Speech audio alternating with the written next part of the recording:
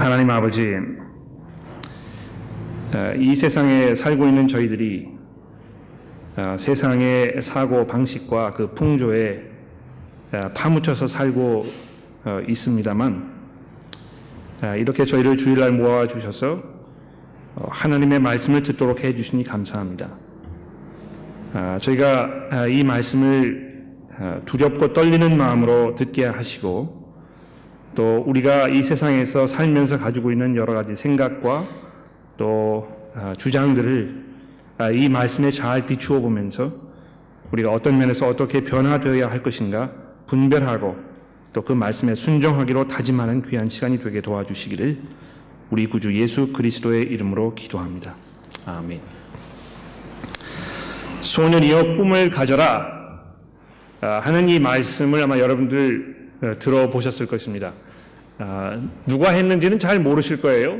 근데 많은 분들이 청소년 시절에 한국에서 학창 시절을 보내시면서 이 말씀을 교장 선생님으로부터 또 부모님들로부터 또 주변에 있는 친구들로부터 이렇게 들어보신 적이 있을 것입니다. 저도 기억이 나는데 제가 초등학교 6학년 때 저희 그 학교의 교장 선생님께서 이 조회 시간에 이제 학생들 다 모아놓고 이런 말씀 하신 거 제가 지금도 기억이 납니다. 소년이여 꿈을 가져라 하는 이 말은 19세기에 그 미국에서 살았던 윌리엄 클락이라는 분이 하신 말씀입니다.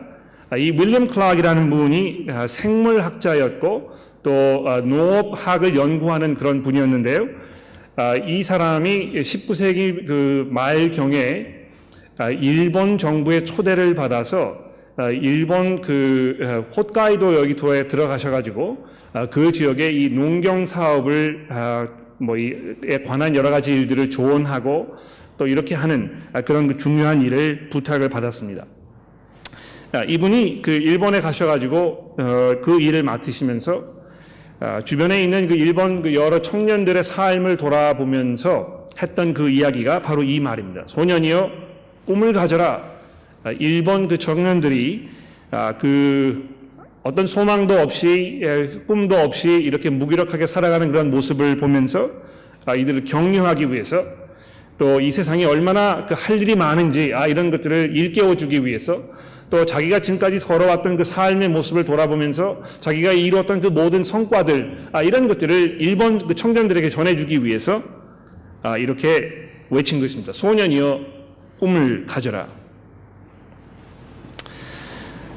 이것이 그 윌리엄 클락이라는 분이 하신 말씀입니다만 이 말 속에는 일반 세상 모든 사람들이 삶을 바라보면서 가지고 있는 어떤 그 한 가지 그 소망 또는 그 삶을 바라보는 관점 이런 것이 여기에 다 집약이 되어 있다고 생각합니다.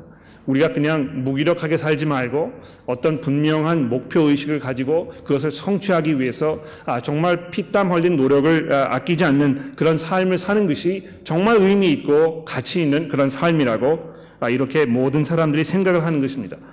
그래서 자녀들이 집에서 무기력하게 방학 동안에 아무것도 하지 아니하고 그저 빈둥빈둥 놀고 있거나 늦잠을 자고 일어나서 지금 깨어 있는지 자고 있는지도 잘 알 수가 없고 이렇게 시간 낭비하는 것처럼 보일 때 부모님들께서 이제 이게 안타까운 마음으로 얘야 너 그렇게 무기력하게 살아서 되겠니? 좀 그 생활의 활력을 가지고 어떤 분명한 목표 의식을 가져서 이것을 성취하기 위해서 나름대로의 수고를 하는 그런 모습을 좀 내게 보여주면 얼마나 좋겠니? 이렇게 말씀을 많이 하시는 것입니다. 전도자가 삶을 바라보면서 그 삶의 의미를 이해하기 위해서 얼마나 진지한 노력을 했는지 모릅니다. 오늘 본문 말씀에도 보시면 우리가 왜 사는 것인가? 도대체 무엇을 위해서 살아가고 있는 것인가? 어떻게 하면 그 목적을 우리가 달성하면서 참 의미 있게 보람 있게 우리의 삶을 살 것인가? 이런 문제를 깊이 생각하기 위해서 얼마나 많은 노력을 했는지 본문 말씀에 아주 자세하게 우리에게 설명을 해주고 있습니다. 여러분 그 본문에 보시면은요, 내가 이 해 아래서 행하는 모든 일들을 내가 보니, 내가 잘 관찰해 보니, 그것을 깊이 연구해 보고 생각해 보니 이런 표현들이 아주 자주 등장하는 것을 볼 수 있습니다. 3장 16절 말씀해 보십시오. 또 내가 해 아래 보건대 재판하는 것 거기에도 악이 있고 정의를 행하는 것 거기에도 악이 있도다. 내가 아주 주의 깊게 이 세상을 관찰했다는 것입니다. 또 3장 22절로 내려가 보십시오. 그러므로 나는 사람이 자기 일에 즐거워하는 것보다 더 나은 것이 없음을 내가 보았다, 이해했다, 알게 되었다, 이런 말씀입니다. 또 4장으로 넘어가 보십시오. 4장 1절에 보시면 내가 다시 해 아래 행하는 모든 학대를 살펴보았다. 또 4절 말씀해 보십시오. 또 내가 본즉, 또 7절에 보십시오. 또 내가 해 아래에서 헛된 것들을 보았다. 또 15절에 보십시오. 내가 본즉 해 아래에서 다니는 인생들의 이렇게 하면서 얼마만큼 이 삶의 의미를 이해하기 위해서 많은 시간과 노력을 주의 깊게 투자하고 관찰했는지 우리에게 설명해 주고 있는 것입니다. 그 많은 수고와 노력을 통해서 전도자가 우리 삶에 대한 무엇을 알게 된 것입니까? 그 전도자의 눈에는 무엇이 비친 것입니까? 주보에 보시는 대로 오늘 본문 말씀에 4가지 사항을 제가 정리를 해드렸는데 잠깐 한번 살펴보도록 하죠. 첫 번째로, 그렇게 주의 깊게 인생의 모든 일들을 관찰해 보니 첫 번째 내린 결론이 무엇입니까? 인생이 짐승보다 나은 것이 없다는 것입니다. 이 3장 16절 보십시오. 내가 해 아래서 보건대 재판하는 것 거기에도 악이 있고 정의를 행하는 것 거기에도 악이 있도다. 내가 마음속으로 이르기를 의인과 악인을 하나님께서 심판하시느니 이는 모든 소망하는 일과 모든 행사의 때가 있음이라 하였으며, 내가 내 마음속으로 이르기를 인생들의 일에 대하여 하나님이 그들을 시험하시리니 그들이 자기가 짐승과 다름이 없는 줄을 깨닫게 하려 하심이라 하였노라. 인생이 당하는 일을 짐승도 당하나니 그들이 당하는 일이 일반이라. 다 동일한 호흡이 있어 짐승이 죽음같이 사람도 죽으니 사람이 짐승보다 뛰어남이 없음은 모든 것이 헛됨이로다. 다 흙으로 말미암았으므로 다 흙으로 돌아가리니 다 한 곳으로 가거니와 인생들의 혼은 위로 올라가고 짐승의 혼은 아래 곧 땅으로 내려가는 줄을 누가 알겠느냐? 사람도 죽고 짐승도 죽고 결국 죽음 앞에서는 모든 것이 다 똑같아진다는 것입니다. 실제로 그렇지 않습니까? 이 불로 장생해가지고 영생을 하겠다는 그런 생각을 한두 사람만 가진 것이 아니고 모든 사람들이 그런 염원을 가지고 있을 것입니다만 피할 수 없는 죽음 앞에서 인생의 허무함을 느낄 수밖에 없다는 것입니다. 또 두 번째로, 거기서 끝나는 것이 아니고요. 한 걸음 더 나아가서 뭐라고 이야기하고 있습니까? 4장 1절에 보십시오. 내가 다시 해 아래 행하는 모든 학대를 살펴보았도다. 보라, 학대를 받는 자들의 눈물이로다. 그들에게 위로자가 없도다. 그들은 학대하는 자들의 손에 권세가 있으나 그들에게는 위로자가 없도다. 그러므로 나는 살아있는 산 자들보다 죽은 지 오래된 죽은 자들을 더 복되다 하였으며 이 둘보다 아직 출생하지 아니하여 해 아래서 행하는 악한 일을 보지 못한 자가 더 복되다 하였노라. 여러분 이해가 되십니까? 세상을 돌아보니까는요, 정말 그 불의한 학대를 당하는 사람들이 있더라. 그런데 그 사람들의 그 형편을 지켜보니까 아무도 그 사람들에 대해서 관심을 갖거나 위로해 주는 사람이 없더라. 그저 다른 사람을 억압하고 이 학대하는 그 사람들, 그냥 그 사람들만 잘 먹고 잘 살더라. 지금 이렇게 한탄하고 있는 것입니다. 실제로 그렇지 않습니까, 여러분? 여러분, 이 호주에 난민으로 들어오신 그런 모든 분들이 지금 어디에서 어떻게 살고 있습니까? 정말 아주 열악한 그런 그 호주 땅에 들어오지도 못하고 어떤 섬에 감금되어 가지고 거기에서 정말 우리가 살고 있는 이 삶의 환경 속에서는 상상할 수 없는 그런 상황 속에 살고 있다는 것입니다. 그런데 물론 주변의 여러 사람들이 그런 그 인권 운동을 하시면서 그런 분들의 그런 안타까움을 하소연하고 어떤 상황을 개선해 보기 위해서 수고하고 노력하는 분도 있습니다만, 호주에 살고 있는 인구의 아주 극소수의 사람들 뿐이라는 것입니다. 대부분의 사람들은 자기 나라 살던 땅을 떠나서 이 호주에 들어와 가지고 새로운 삶을 개척해 보려고 하는 그런 아주 긴박한 상황 속에 있는 사람들의 그런 어려움과 고통과 슬픔을 참견하지 않는다는 것입니다. 상관하지 않는다는 것입니다. 그런 것을 돌아보았을 때 내가 차라리 그런 것을 모르고 지냈으면, 내가 그거 보지 않고 살았으면, 차라리 태어나지 않아서 그런 것이 이 세상의 현실이라는 것을 내가 모르고 지냈으면 더 좋았을 것이다. 이렇게 말씀하고 있는 것입니다. 또 더 넘어가 보십시오. 4장 4절에 보시면 내가 또 본즉 사람이 모든 수고와 모든 재주로 말미암아 이웃에게 시기를 받으니 이것도 헛되고 바람을 잡는 것이로다. 여기 이제 제가 세번역 성경을 조금 읽어드리면, 세번역 성경에는 이 4절을 이렇게 번역해 놓았습니다. 온갖 노력과 성취는 바로 사람끼리 갖는 경쟁심에서 비롯되는 것임을 나는 깨달았다.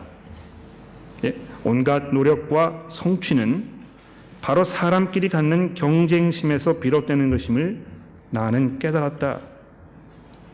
그래서 소년이여 꿈을 가지고 원대하게 세상을 바라보면서 많은 것들을 이루고 이렇게 하라는 그러한 어떤 세상 사람들의 눈에 비치는 지혜자의 말이 있을 수 있습니다만, 오늘 이 전도자는 그 삶의 현실을 아주 날카롭게 지적하고 있다는 것입니다. 사람들이 열심히 살고 많은 것들을 성취하고 이루는 이것이 결국은 서로 시기해서 자기의 욕심 때문에 내가 좀 더 잘 돼 보려고, 다른 사람들보다 더 나아지려고 하는 그런 노력에서 오는 것이라는 것입니다. 5절에 보십시오. 우매자는 팔짱을 끼고 있으면서 자기 몸만 축내는도다. 즉 다시 말해서 이 게으른 사람들의 그런 어리석음을 지금 지적하고 있는 것이죠. 아무것도 하지 않으면서 그냥 계속해서 자기의 몸만 썩어 들어가는 그런 무기력한 상황 속에 있는 것들을 지적하는 것처럼 보입니다. 그렇게 살지 말라는 것입니다. 그런데 또 반면에 6절에 보십시오. 그러나 두 손에 가득하고 수고하며 바람을 잡는 것보다, 즉 다시 말해서 막 피땀을 흘리면서 열심히 수고해서 많은 것들을 손에 쥐려고 이렇게 하는 그런 것들보다 한 손에만 가득하고 평온함이 더 낫다. 내가 보니까 그렇더라. 이 세상에 그렇게 많은 수고와 막 이 성취하려고 사람들이 발버둥을 치고 서로 아웅다웅하면서 싸우고 물려뜯기는 그런 상황 속에서 내가 생각해 보니까 한 걸음 물러나서 좀 그냥 덜 욕심을 부리고 그냥 편안한 마음을 가지고 내가 처한 상황에서 만족하면서 살 줄 아는 그것이 훨씬 더 나은 그런 삶의 모습이더라.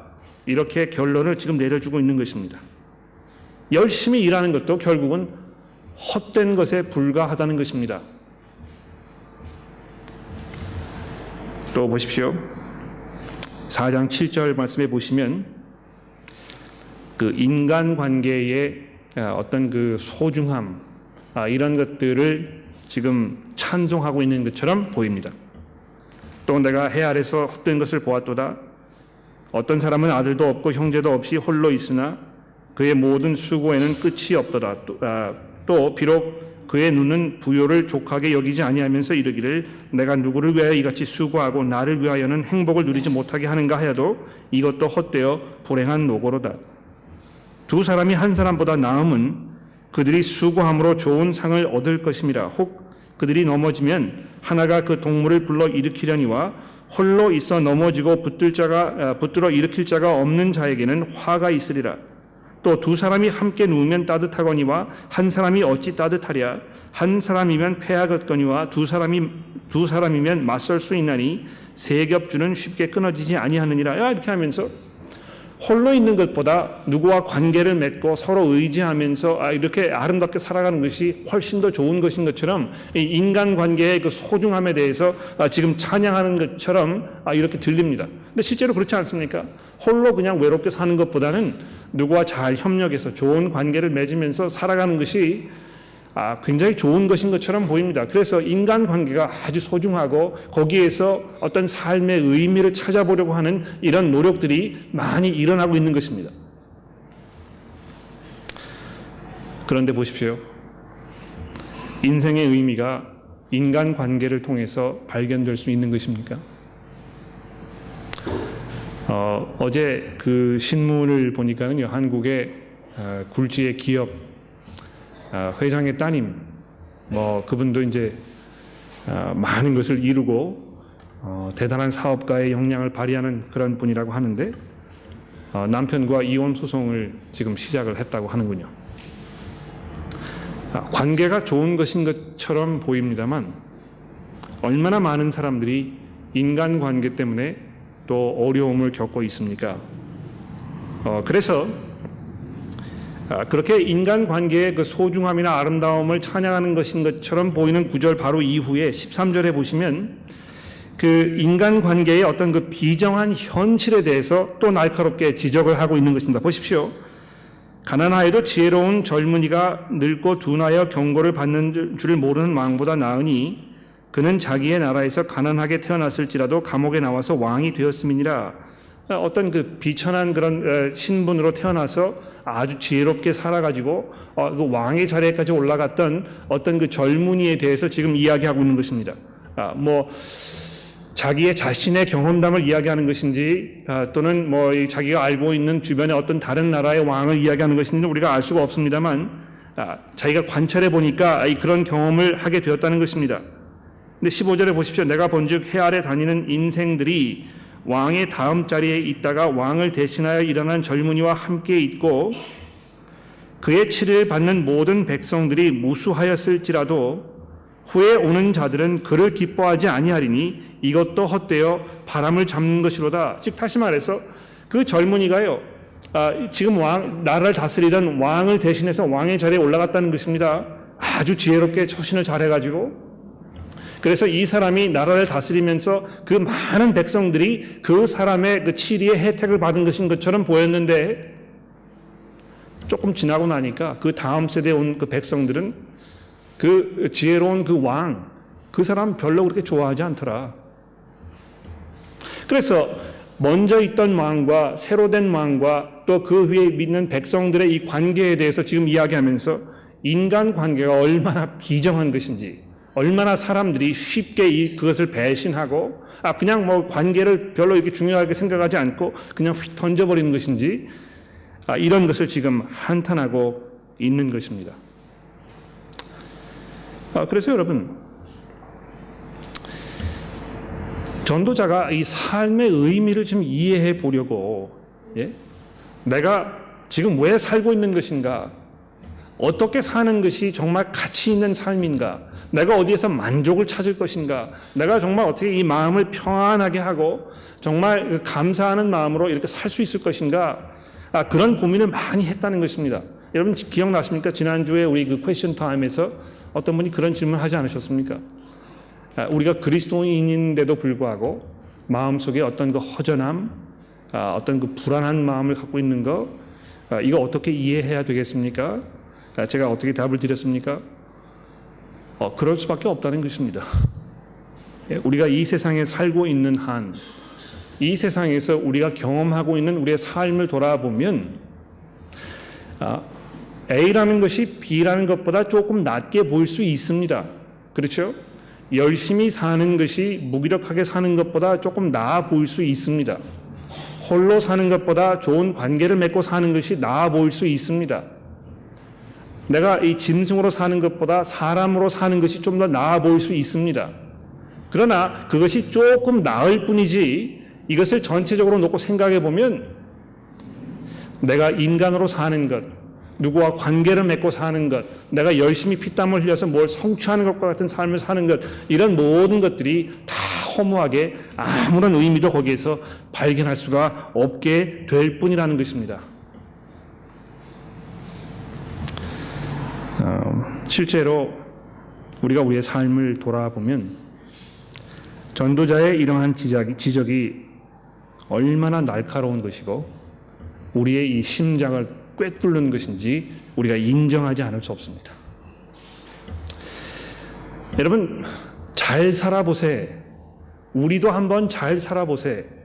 이렇게 하면서 60년대, 70년대에 이 새마을 운동이 막 일어나지 않았습니까? 분명히 그런 운동을 통해서 시골에서 정말 그 어려운 그런 그 가게를 꾸려가시던 그런 분들이 뭐 좀 더 좋은 환경에서 편안하게 잘 먹고 잘 살면서 살게 된 것이 분명합니다. 그러나 현실은 무엇입니까? 대한민국 자살률 세계 1위, 대한민국 한국의 세계의 이혼율 넘버 원. 잘 먹고 잘 산다고 해서 경제적인 환경이 조금 나아졌다고 해서 거기에서 사람들이 만족을 느끼고 평안을 느끼고 좀 더 잘 사느냐 하면 그렇지 않다는 것입니다. 절대로 그렇지 않습니다. 제가 잘 아는 목사님께서 호주의 시드니에서 가장 갑부들이 모여 사는 그 지역의 그 사립학교 거기에서 교목으로 지내시는 분이 계십니다. 뭐 거기는 정말 호주에서 뭐 1% 상위 1% 이런 그 경제적 능력을 가지고 계시는 분들이 살고 있는 그 지역이라는 것입니다. 그런데 그 목사님께서 거기에서 교목 일을 하시면서 학생들의 삶을 들여다보게 되고 또 학생들의 가정사를 들여다보게 되고 하니까는요, 그 황폐함, 그 공허함, 거기에서 벌어지는 인간 만사의 그 추잡함, 이런 것들이 말로 다 할 수 없다는 것입니다. 예? 부모님들이 가정이 파탄 나가지고 거기에서 이혼한 부모님들 사이에서 신음하는 그런 학생들, 거기에서 마약에 찌들고 어떤 중독에 찌들어서 그냥 뭐 이 삶을 엉망진창으로 살아가는, 그러나 가진 것은 많아요. 그런 청소년들, 어떤 도덕적으로 또 이 성적으로 아무런 가치관도 가지고 있지 않은 그런 어른들의 그런 살아가는 모습을 보면서 그 자녀들이 정말 인생의 황폐함을 살아가는 그런 안타까운 모습들을 보게 된다는 것입니다. 잘 살아보세. 소년들이여 꿈을 가져라. 한국의 굴지의 어떤 그 기업을 운영하던 분이 그런 얘기 하지 않았습니까? 세계는 넓고 뭐라 그랬죠? 할 일은 많다. 그분이 어떻게 됐습니까?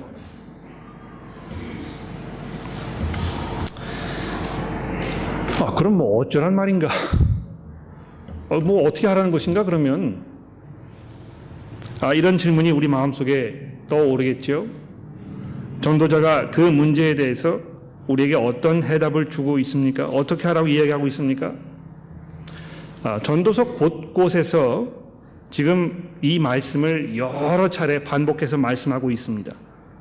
3장 몇 절입니까? 22절의 말씀입니다. 3장 22절에 보시면,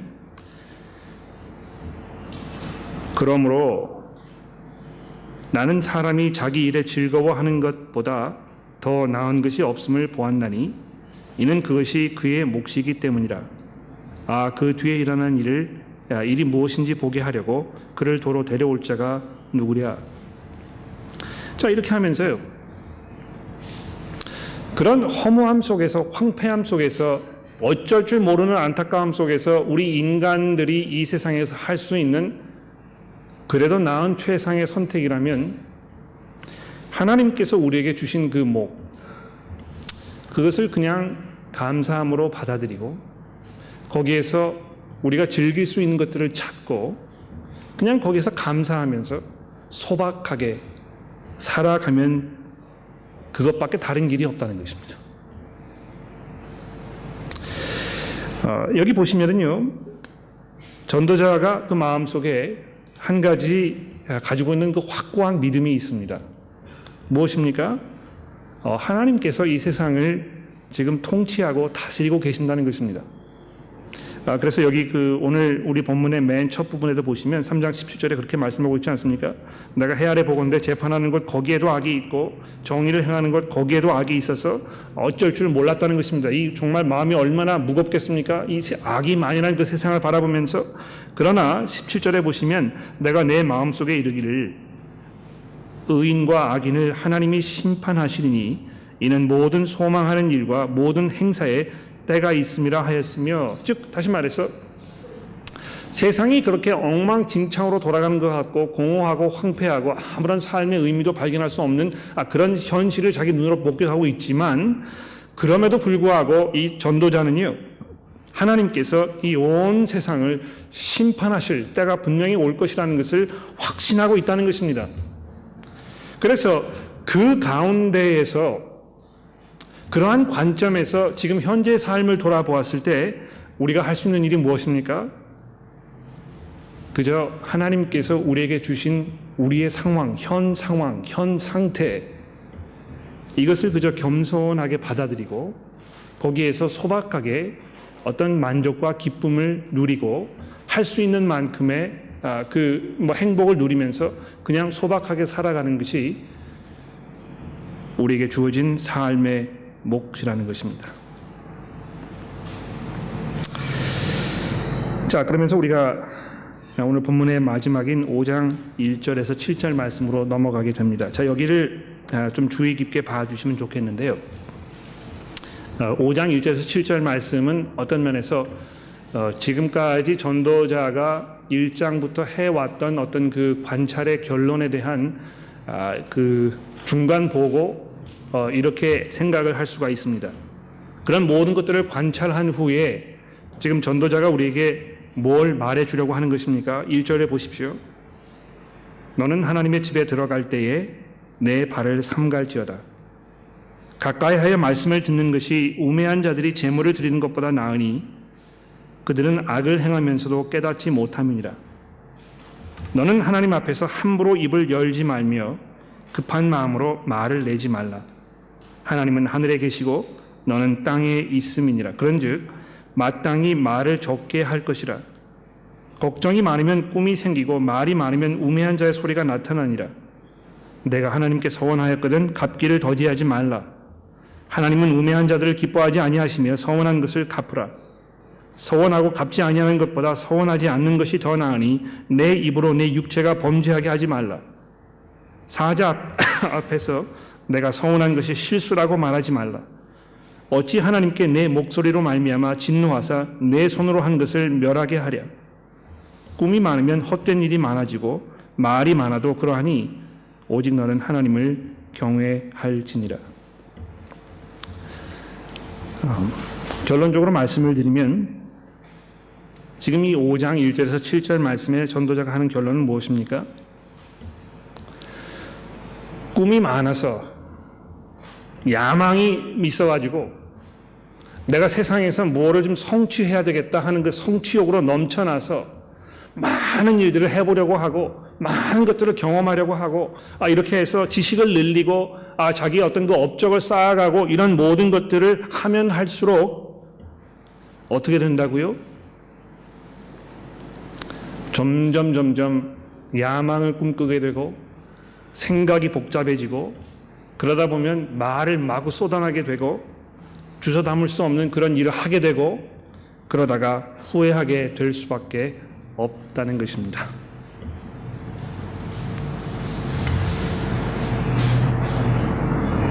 그러면서 전도자가 마지막으로 우리에게 뭘 말씀하고 있습니까? 그렇게 살지 말고 하나님을 두려워하라는 것입니다. 겸손하게 우리의 나약함과 우리의 한계점을 인정하면서 우리의 이 공허함을 우리가 받아들이면서 겸손하게 하나님을 두려워하라는 것입니다. 여러분, 어떤 면에서 하나님을 두려워하라는 이 말씀이 아주 당연하고 우리가 다 알고 있는 것인 것처럼 쉽게 지나갈 수 있습니다만 정말 우리가 하나님을 두려워하는 마음으로 매일매일의 삶을 살고 있는지 우리가 심각하게 돌아봐야 할 것입니다. 여기 오늘 본문 말씀에도 보시면 너희가 하나님의 집에 들어갈 때에 내 발을 삼가라. 여기 이제 예루살렘에 서 있던 그 성전을 들어가 가지고 거기에서 이제 하나님께 이 제사를 지내는 그 예배를 드리기 위해서 들어가는 그런 광경을 이야기하는 것 같아요. 그런데 거기 함부로 그렇게 하지 말라는 것입니다. 정말 삶을 돌아보면서 내가 내 삶을 돌아보았을 때 하나님 앞에 겸손하게 나의 무기력함과 나의 공허함과 이런 것들을 고백하면서 그저 아주 소박한 그런 삶을 살고 있는가, 이런 거 잘 한번 생각해 보라는 것입니다.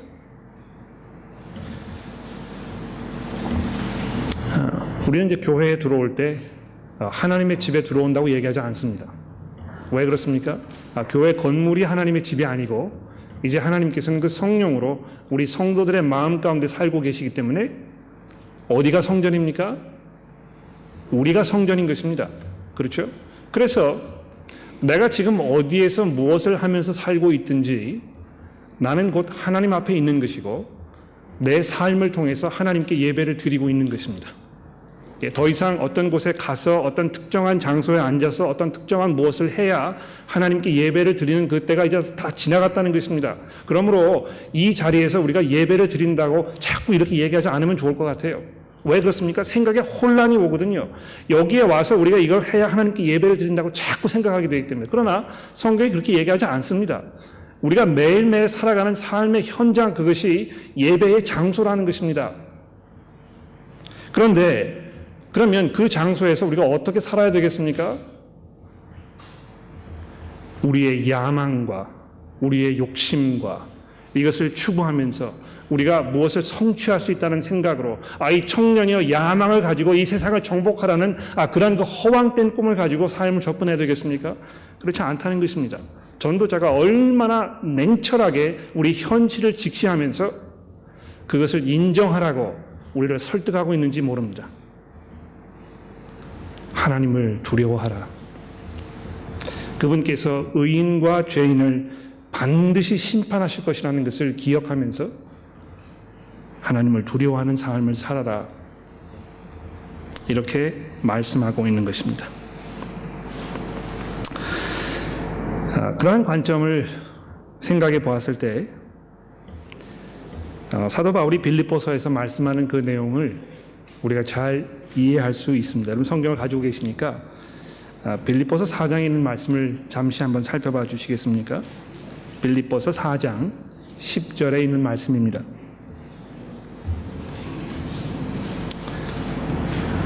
빌립보서 4장 10절입니다.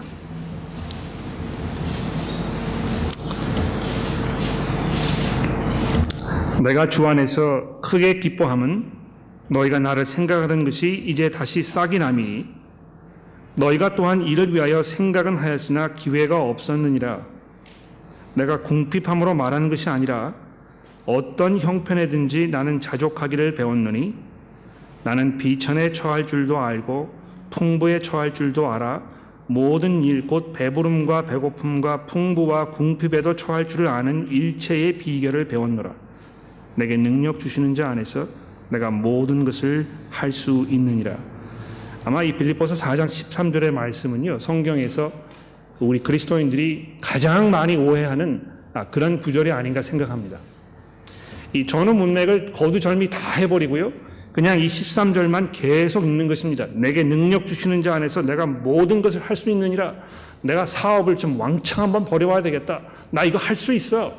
내가 목적이 분명해. 내가 정말 이거 많은 것을 이루어가지고 하나님께 헌금도 많이 하고 나 한번 그렇게 살아봐야 되겠어.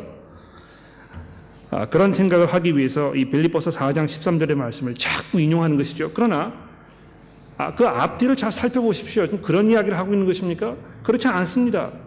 내가 가난에 처할 줄도 알고 내가 풍부에 처할 줄도 알아서 모든 일 곧 배부름과 배고픔에 거기에 그 풍부와 궁핍함에 처할 수 있는 그런 모든 일을 내가 할 수 있게 되었다. 이렇게 이야기하고 있는 것입니다.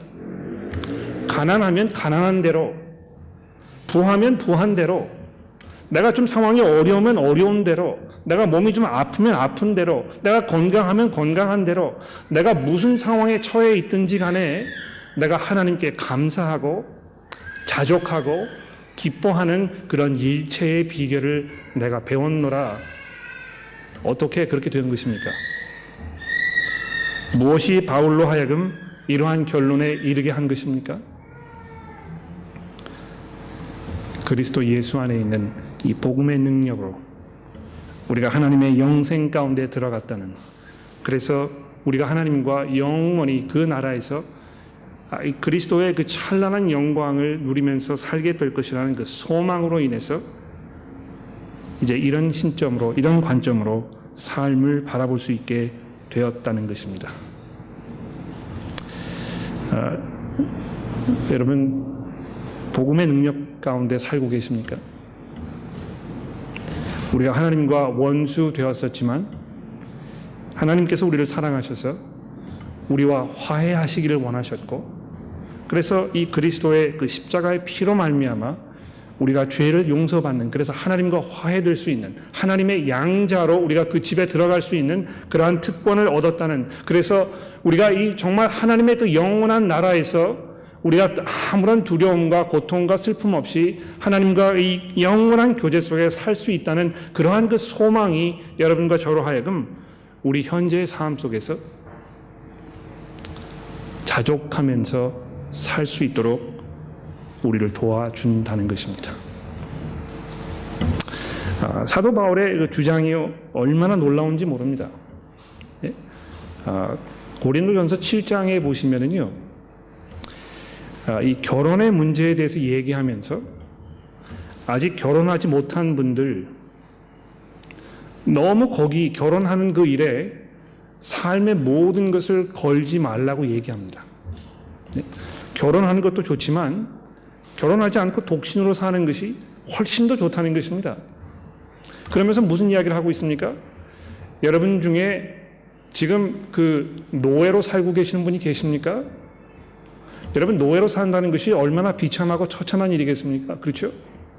자진해서 노예가 되고 싶은 사람은 아는 사람도 없을 것입니다. 어떻게 해서든지 벗어나려고 노력을 하겠지요. 그런데 사도 바울이 뭐라고 얘기합니까? 너무 거기에 구애받지 마십시오. 자유를 얻을 수 있으면 그거 얻는 거 좋습니다. 그러나 내가 자유인이 되지 못하고 평생 노예로 산다고 해서 그것이 뭐 삶의 그 종지부를 찍는 것인 것처럼 그렇게 생각하지 말라는 것입니다. 얼마나 이것이 자유로운 일인지 모릅니다. 나는 왜 이렇게 생겼을까? 나는 왜 이런 부모님 속에 태어났을까? 나에게는 왜 이런 결함이 있을까? 나는 왜 해도 이만큼밖에 되지 않는 것일까? 나는 왜 이런 사람과 결혼해서 내가 이렇게 한 많은 인생을 지금 살고 있는 것인가? 서로 자해하고 이렇게 하지 않습니까?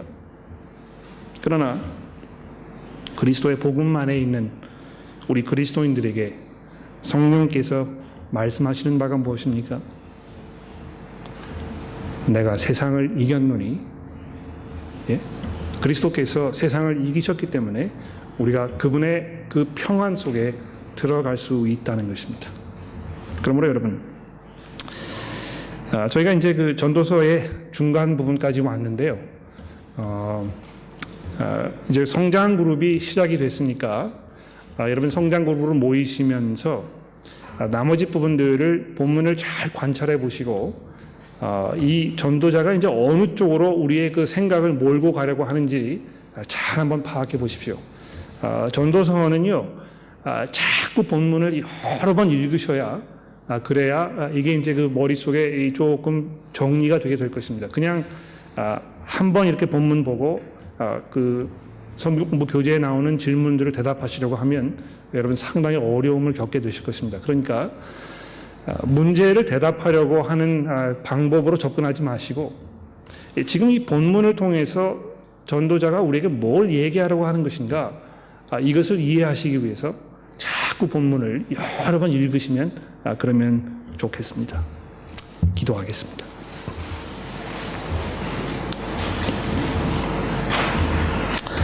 하나님 아버지 감사합니다. 얼마나 세상에 많은 거짓된 소리가 우리 귀에 울리는지 모릅니다. 우리가 세상을 정복할 수 있고 우리가 모든 것들을 성취할 수 있다고, 그래서 우리가 열심히 땀 흘려서 우리의 목적한 바를 우리가 성취하라고 세상이 우리에게 자꾸 귀띔을 하고 있습니다만, 하나님 주의 성령께서 그리스도의 복음을 통하여 우리에게 주신 이 새로운 가치관과 삶을 바라보는 이러한 모든 관점들이 오히려 저희들로 하여금 겸손하게 하나님을 두려워하며 하나님께서 우리에게 주신 현재 삶의 상태를 받아들이고 인정하면서 하나님의 그 나라에 대한 영원한 소망 가운데 사는 우리 모두가 될 수 있도록 저희를 도와주시기를 우리 구주 예수 그리스도의 이름으로 간절히 기도합니다.